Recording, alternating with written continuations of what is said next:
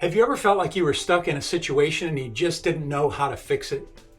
Or maybe you have a friend who complains about the same things over and over again, but never really takes any action. Well, maybe it's time to do something about it. Maybe it's time to make a change. That's what we're going to talk about. Let's get into it. Welcome to Leadership on the Run.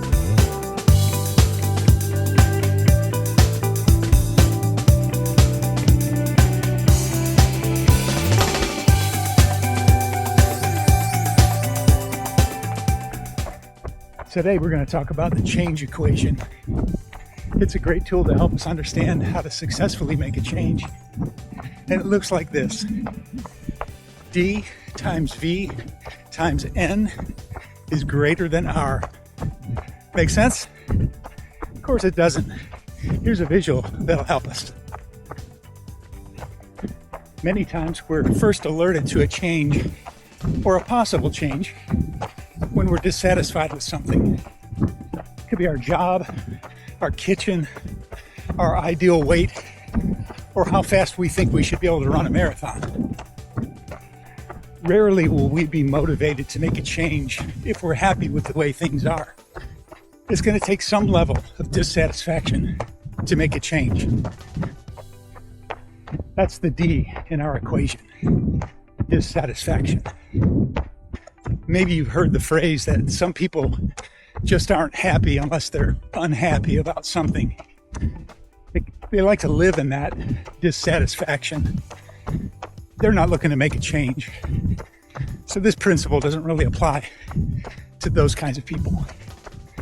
Next, we need a vision for what we want things to look like. That's the V in our equation. What kind of job do you want? What do you want your kitchen to look like? What do you think your ideal weight is? And what's that goal you have for a satisfactory marathon time? A vision is a picture of a preferred future. You need a vision. In fact, you need a big vision. When we have dissatisfaction without a vision, that's what we call hopelessness. We just can't see it any other way. We feel stuck in our current situation. So if you're having problems articulating your vision, you might want to enlist the help of a friend or a coach to talk through it. It's a critical part of the equation. V is for vision. Now we need to determine what our very next natural step is in the process of getting to that vision. N is for next step. Think about several things that you could do and then narrow that list down to one or two things that you will do. You want to be very specific about these next steps so that you'll know when you've actually accomplished them. And it's likely that it's going to take several steps to get to our vision, and that's okay. Just take them one at a time and be intentional about knocking them out.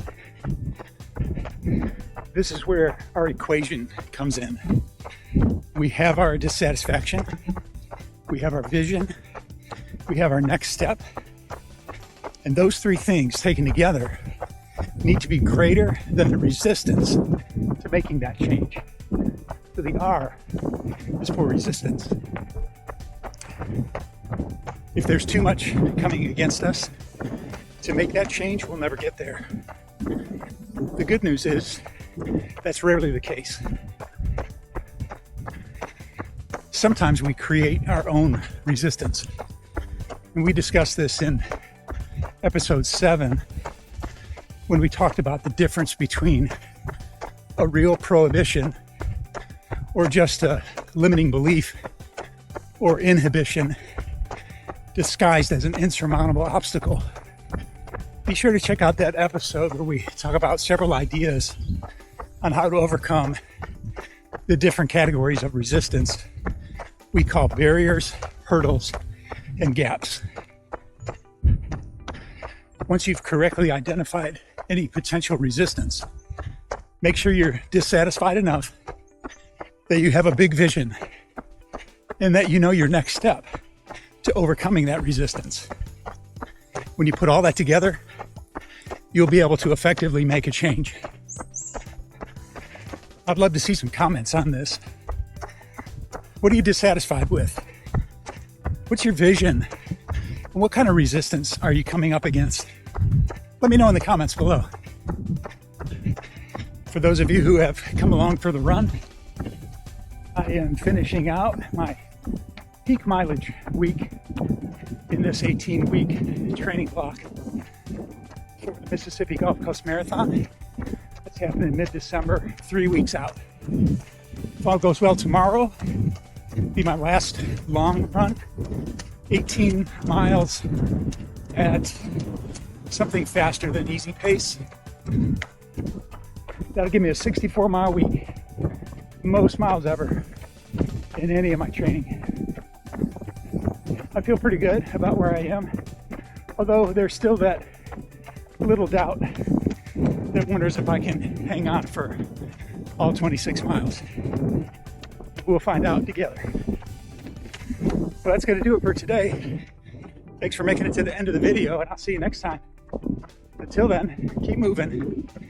Remember, no one gets better by accident. Great leaders are intentional.